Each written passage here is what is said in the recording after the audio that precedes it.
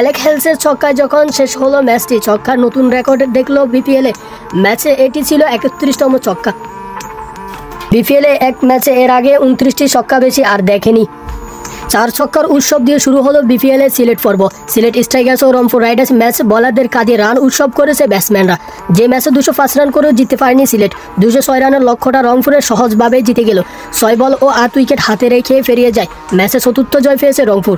সিলেটের দ্বিতীয় সর্বোচ্চ রান তাড়া করে জয়ের রেকর্ড গড়েছে এটি। সিলেটও হারে গেল 2টি ম্যাচ।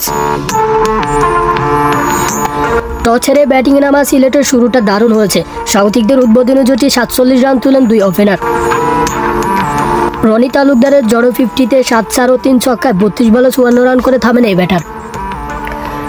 রনির আউটের পর তৃতীয় উইকেটে ফল স্ট্যাংকে সঙ্গে নিয়ে কিছুটা ধীরগতিতে শুরু করে জাকের আলী।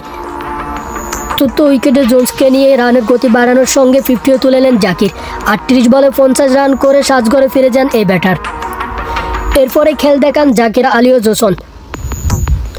19 বলে 38 রান অফার দিয়ে থাকেন জোসন, আর মাত্র 5 বলে 3 ছক্কায় 20 রান করে জাকের। এতে 200 রান ফেরিয়ে যায় সিলেট। 206 রানের লক্ষ্যটাকে যেন মামুলিন বানিয়ে ফেললেন রংপুর রাইডার্স।